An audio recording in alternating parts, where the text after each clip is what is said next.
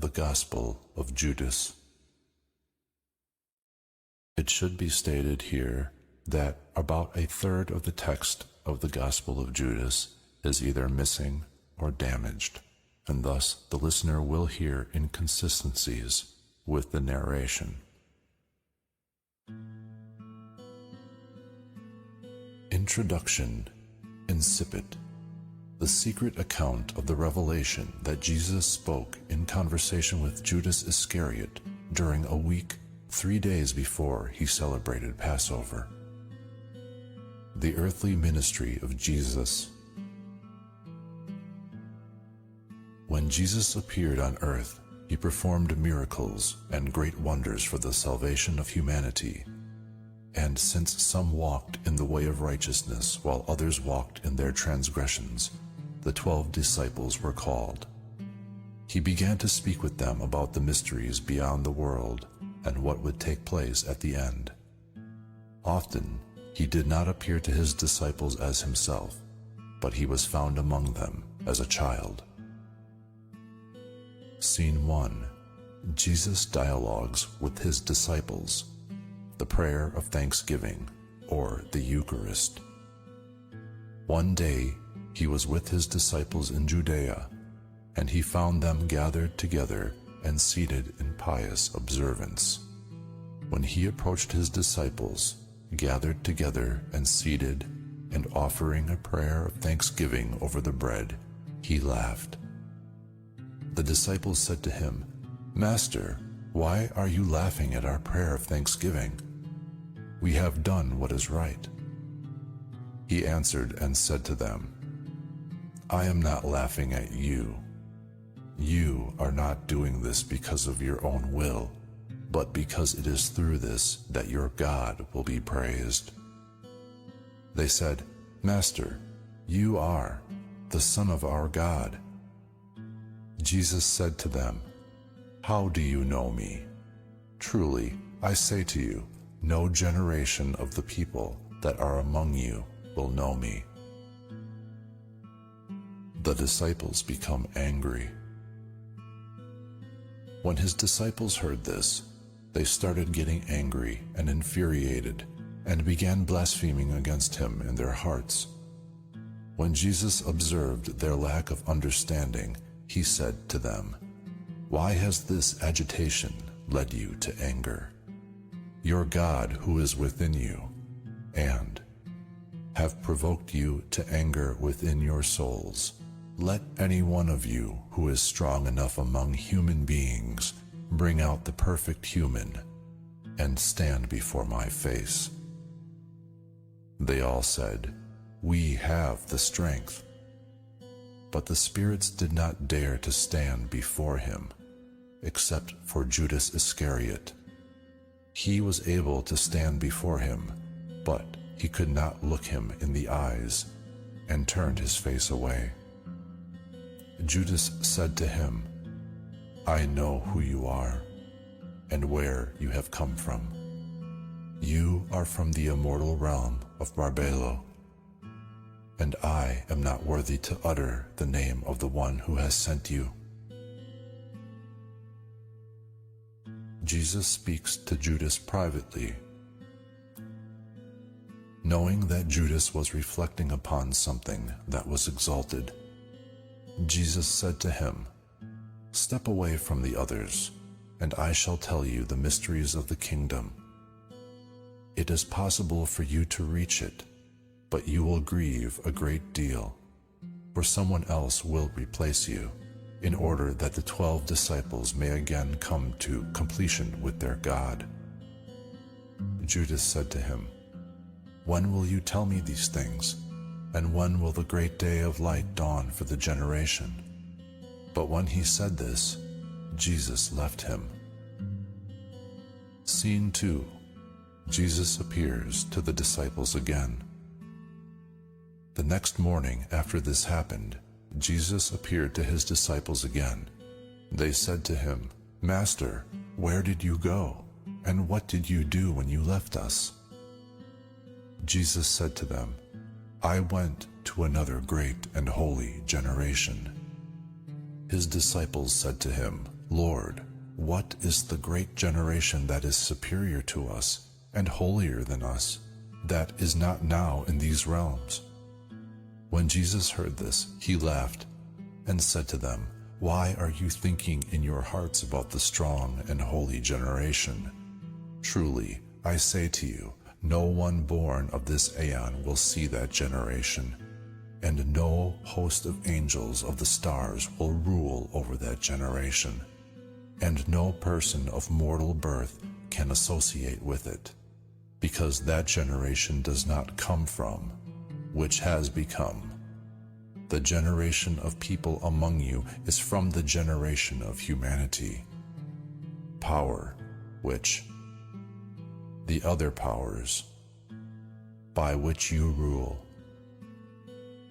When his disciples heard this, they each were troubled in spirit. They could not say a word. Another day Jesus came up to them. They said to him, "Master, we have seen you in a vision, for we have had great dreams." Night. He said, "Why have you, when you have gone into hiding?" The disciples see the temple and discuss it. They said, "We have seen a great house with a large altar in it, and 12 men. They are the priests, we would say, and a name. And a crowd of people is waiting at that altar until the priests and receive the offerings. But we kept waiting." Jesus said, "What are the priests like?" They said, "Some 2 weeks. Some sacrifice their own children, others their wives, in praise and humility with each other. Some sleep with men, some are involved in slaughter, some commit a multitude of sins and deeds of lawlessness. And the men who stand before the altar invoke your name. And in all the deeds of their deficiency, the sacrifices are brought to completion." After they said this, they were quiet, for they were troubled. Jesus offers an allegorical interpretation of the vision of the temple. Jesus said to them, "Why are you troubled? Truly I say to you, all the priests who stand before that altar invoke my name.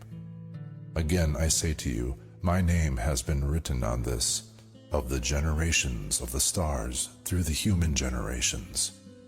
And they have planted trees without fruit in my name, in a shameful manner." Jesus said to them, "Those you have seen receiving the offerings at the altar, that is who you are. That is the God you serve, and you are those 12 men you have seen.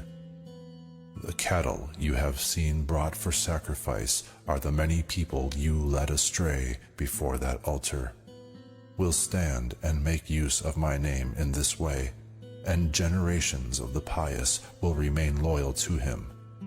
After him another man will stand there from the fornicators, and another will stand there from the slayers of children, and another from those who sleep with men, and those who abstain, and the rest of the people of pollution and lawlessness and error, and those who say, 'We are like angels.' They are the stars that bring everything to its conclusion. For to the human generations it has been said, 'Look, God has received your sacrifice from the hands of a priest, that is, a minister of error.' But it is the Lord of the universe who commands, 'On the last day they will be put to shame.'" Jesus said to them, "Stop sacrificing, which you have, over the altar, since they are over your stars and your angels, and have already come to their conclusion there. So let them be ensnared before you, and let them go. Generations. A baker cannot feed all creation under heaven, and to them, and to us, and Jesus said to them, "Stop struggling with me. Each of you has his own star, and everybody in who has come. Spring for the tree of this aeon for a time, but he has come to water God's paradise and the generation that will last, because he will not defile the walk of life of that generation, but for all eternity." Judas asks Jesus about that generation and human generations. Judas said to him, "Rabbi, what kind of fruit does this generation produce?" Jesus said, "The souls of every human generation will die. When these people, however, have completed the time of the kingdom and the Spirit leaves them, their bodies will die, but their souls will be alive, and they will be taken up." Judas said, "And what will the rest of the human generations do?" Jesus said, "It is impossible to sow seed on rock and harvest its fruit. This is also the way, the defiled generation, and corruptible Sophia, the hand that has created mortal people, so that their souls go up to the eternal realms above. Truly, I say to you, angel, power will be able to see that, these to whom, holy generations." After Jesus said this, he departed.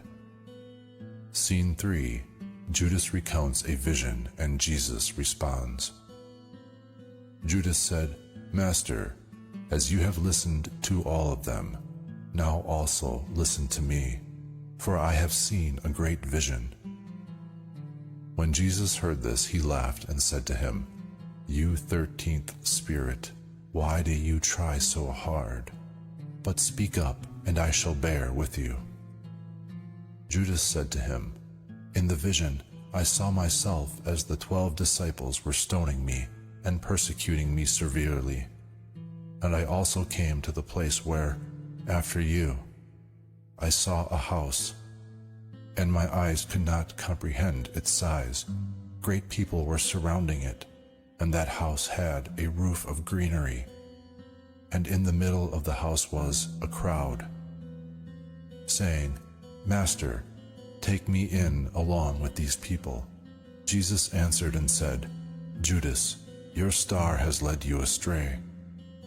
He continued, 'No person of mortal birth is worthy to enter the house you have seen, for that place is reserved for the holy. Neither the sun nor the moon will rule there, nor the day, but the holy will abide there always in the eternal realm with the holy angels. Look, I have explained to you the mysteries of the kingdom, and I have taught you about the error of the stars, and send it on the 12 aeons." Judas asks about his own fate. Judas said, "Master, could it be that my seed is under the control of the rulers?" Jesus answered and said to him, "Come, but that you will grieve much when you see the kingdom and all its generation." When he heard this, Judas said to him, "What good is it that I have received it? For you have set me apart for that generation." Jesus answered and said, "You will become the 13th, and you will be cursed by the other generations, and you will come to rule over them. In the last days they will curse your ascent to the holy generation." Jesus teaches Judas about cosmology, the spirit, and the self-generated. Jesus said, "Come, that I may teach you about secrets no person has ever seen, for there exists a great and boundless realm whose extent no generation of angels has seen, in which there is a great invisible spirit, which no eye of an angel has ever seen, no thought of the heart has ever comprehended, and it was never called by any name. And a luminous cloud appeared there. He said, "Let an angel come into being as my attendant." A great angel, the enlightened, divine, self-generated, emerged from the cloud. Because of him, 4 other angels came into being from another cloud, and they became attendants for the angelic self-generated. The self-generated said, "Let come into being," and it came into being. And he created the first luminary to reign over him. He said, "Let angels come into being to serve him," and myriads without number came into being. He said, "Let an enlightened aeon come into being," and he came into being. He created the second luminary to reign over him, together with the myriads of angels without number, to offer service. That is how he created the rest of the enlightened aeons. He made them reign over them, and he created for them myriads of angels without number to assist them. Adamas and the luminaries. Adamas was in the first luminous cloud that no angel has ever seen among all those called God. He, that, the image, and after the likeness of this angel. He made the incorruptible generation of Seth appear, the 12, the 24. He made 72 luminaries appear in the incorruptible generation, in accordance with the will of the Spirit. The 72 luminaries themselves made 360 luminaries appear in the incorruptible generation, in accordance with the will of the Spirit, that their number should be 5 for each. The 12 aeons of the 12 luminaries constitute their father, with 6 heavens for each aeon, so that there are 72 heavens for the 72 luminaries, and for each of them 5 firmaments, for a total of 360 firmaments. They were given authority and a great host of angels without number, for glory and adoration, and after that also virgin spirits, for glory and adoration of all the aeons and the heavens and their firmaments.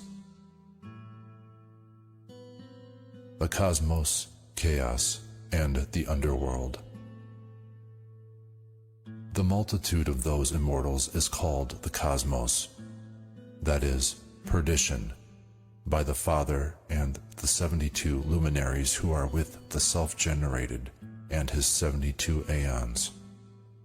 In him the first human appeared with his incorruptible powers, and the aeon that appeared with his generation, the aeon in whom are the cloud of knowledge and the angel, is called El Aeon. After that, said, "Let 12 angels come into being to rule over chaos and the underworld." And look, from the cloud there appeared an angel whose face flashed with fire and whose appearance was defiled with blood. His name was Nebro, which means rebel. Others called him Yaldabaoth. Another angel, Saklas, also came from the cloud. So Nebro created 6 angels, as well as Saklas, to be assistants, and these produced 12 angels in the heavens, with each one receiving a portion in the heavens. The rulers and angels. The 12 rulers spoke with the 12 angels, "Let each of you, and let them, generation, angels." The first is Seth, who is called Christ. The second is Harmathoth, who is. The third is Delilah. The fourth is Yobel. The fifth is Adonias. These are the 5 who ruled over the underworld, and first of all over chaos. The creation of humanity. Then Saklas said to his angels, "Let us create a human being after the likeness and after the image." They fashioned Adam and his wife Eve, who is called, in the cloud, Zoe. For by this name all the generations seek the man, and each of them calls the woman by these names. Now Sakla did not command except the generations. This, and the ruler said to Adam, "You shall live long with your children." Judas asks about the destiny of Adam and humanity. Judas said to Jesus, "What is the long duration of time that the human being will live?" Jesus said, "Why are you wondering about this, that Adam, with his generation, has lived his span of life in the place where he has received his kingdom, with longevity, with his ruler?" Judas said to Jesus, "Does the human spirit die?" Jesus said, "This is why God ordered Michael to give the spirits of people to them as a loan, so that they might offer service. But the Great One ordered Gabriel to grant spirits to the great generation with no ruler over it, that is, the spirit and the soul. Therefore, the rest of the souls." Jesus discusses the destruction of the wicked with Judas and others. Light around. Let spirit, that is within you, dwell in this flesh, among the generations of angels. But God caused knowledge to be given to Adam, and those with him, so that the kings of chaos and the underworld might not lord it over them. Judas said to Jesus, "What will those generations do?" Jesus said, "Truly, I say to you, for all of them the stars bring matters to completion. When Saklas completes the span of time assigned for him, their first star will appear with the generations, and they will finish what they said they would do. Then they will fornicate in my name and slay their children, and they will, and my name, and he will. Your star over the 13th Aeon." After that, Jesus laughed. Judas said, "Master, why are you laughing at us?" Jesus answered and said, "I am not laughing at you, but at the error of the stars, because these 6 stars wander about with these 5 combatants, and they all will be destroyed along with their creatures." Jesus speaks to those who are baptized, and Judas's betrayal. Judas said to Jesus, "Look, what will those who have been baptized in your name do?" Jesus said, "Truly, I say to you, this baptism, my name, to me. Truly, I say to you, Judas, those who offer sacrifices to Saklas, God, everything that is evil. But you will exceed all of them. You will sacrifice the man that clothes me. Already your horn has been raised, your wrath has been kindled, your star has shone brightly, and your heart has. Truly, your last become, since he will be destroyed, and the image of the great generation of Adam will be exalted. For prior to heaven, earth, and the angels, that generation, which is from the eternal realms, exists. Look, you have been told everything.